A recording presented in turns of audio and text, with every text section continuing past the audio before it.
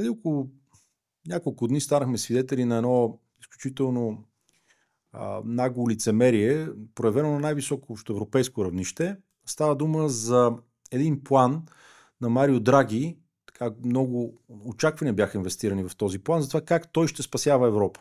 Той каза, че Европа е пред екзистенциален проблем, т.е. Европа ще умре икономически, ако не се вземат мерки и не се действа.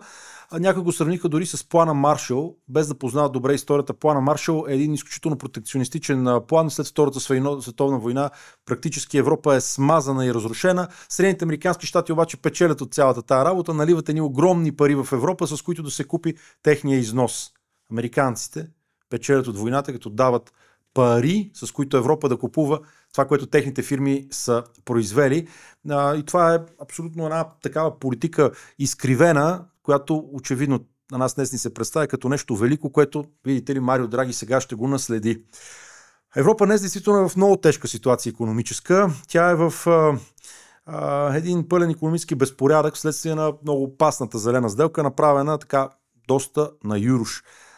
Европа е загубила конкурентоспособност, това съм съгласен с Драги. Той го констатира. Той казва, днес Европа не може да се изправи лице в лице с Азия. Лице в лице с Съединените американски щати. Защо? Защото нейните разходи са по-високи. Защо са по-високи разходите на Европа? Защото тя плаща най-скъпия газ, най-скъпия ток. Това е вследствие на една политика на Европейската централна банка за това да се дават кредити само на фирми, които имат екопрофил, които във времето са показали, че са изключително ангажирани към новата либерална идеология на крайния зеленизъм. На това, че фосилните горива са зло, че ядрената енергетика е нещо едва ли не зло, както германците затвориха ядрените си централи. Искам да припомня на Драги компания, на тези хора, които говорят това нещо, че Европейския съюз като една идея започна точно с обратните неща на това, което те днес искат да направят, на това, което реализират. Европейския съюз започна с идеята за общност за въглища и стомана, с Евратом, с един договор за ядрена енергетика, с едно пространство на икономика и търговия. Какво днес представлява Европа? Пълната си противоположност. Днес европейците не искат да търгуват с изтока. Те казват не на търговията, не на енергийната търговия, не на електричките от китайците. Те правят дъмпинг. Нищо, че са по-евтини, нищо, че като се сложат високи мита на тези качествени коли, всъщност е обран европейския граждан. Европа не иска да търгува, Европа не иска да прави енергийни проекти с някой, който определила за злоусторник. Добре, обаче какво остава от Европа спрямо нейната идея? Къде са ядрените централи, които правеха немската икономика мощна? Няма ги. Днеска Volkswagen, една от топ компаниите, затваря своите фабрики, своите заводи в Германия, бяга, отива далече, отива в Съединените американски щати, където американците правят нов проект, много сериозен, политически, затова да дават пари на европейските фирми и да ги издърпат, да издоят, да вземат, така да се каже, живеца икономическия на европейците. Също става и в Азия. В Азия ние виждаме как се оформя един голям икономически блок БРИКС, който има своята философия, който поощрява търговията като равни, който си направи своя валута и ще избяга от долара и еврото, които се превърнаха в какво? Инструмент за налагане на принуда. Инструмент за това учителя да се кара на учениците. Европейската централна банка, всъщност която беше управлявана точно от Марио Драги, от неговите наследници идеологически, си позволява да прави прецеденти, с които да застрашава европейските граждани техните пари. Какви? Замразява активите на Руската централна банка. Замразява активите на една централна банка, която всъщност е взела тези пари, когато руснаците са изнасяли нефт и газ за Европа. Това е опасен прецедент. Това го наблюдават саудитците, това го наблюдават китайците. Путин отива при тях и им казва, виждате ли какво става, когато не слушате европейците? Дори в тази ситуация е най-опасното нещо за Европа, защото всъщност Америка няма проблем по линия на това. Америка се търгува енергийно с Съединените Америка, с Русия. Американците няма да платят и евентуални неустойки. Целият проблем и целият масраф остава за Европейската централна банка, която направи това нарушение на международното право, взе тези пари, секвестира ги и по този начин наруши доверието в еврото. Няма как да оцелее еврото, когато светът гледа, че може някой просто да ти вземе парите, защото политически не го харесваш. Защото политически не харесва това, което правиш и е, така да се каже, изключително едностранчиво и е направено самоцелно.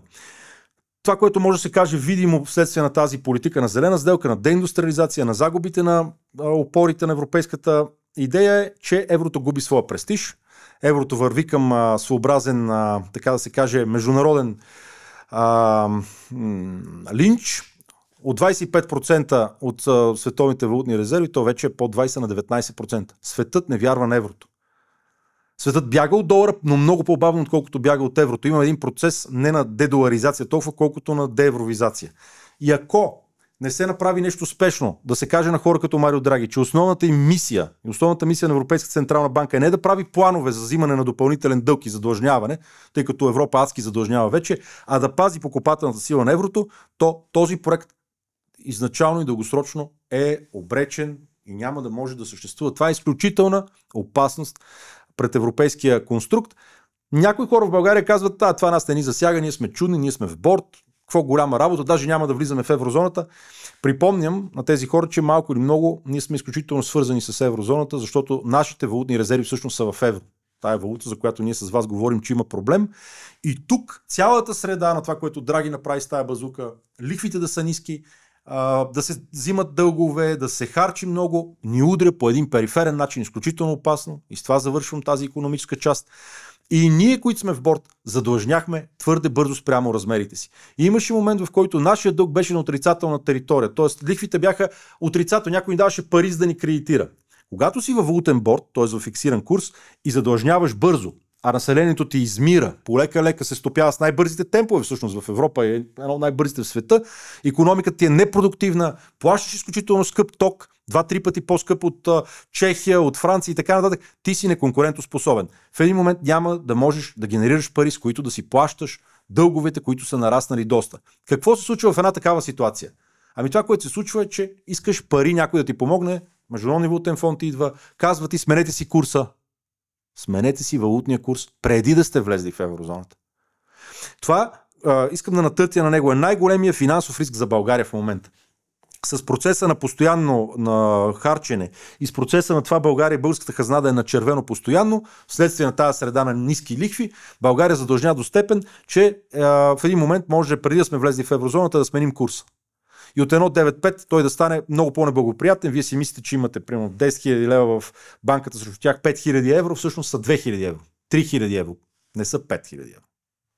Това е много важно. Разбира се, това е една среда. Хората не си дават често сметка за всички тези проблеми, но това е до някъде следствие на действията и бездействията на хора като Марио Драги, като Урсула фон дер Лайен.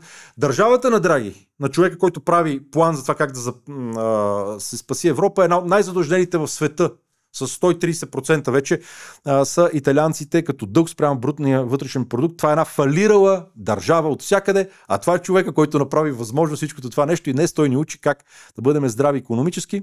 Съжалявам, ако ви звучи много страшно това, което казвам, но това го смятат и немците. Те казаха, в Европейския съюз договорите никъде не пише, ако този съюз се разпадне, кой ще плати масрафа.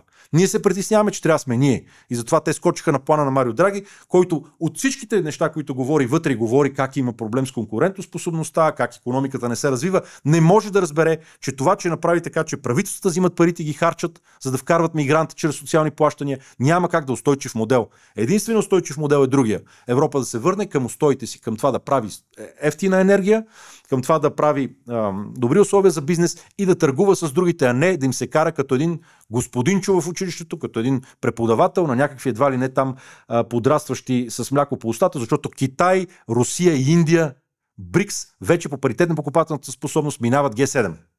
Това не са някакви ученици, на които да им биеш чембери.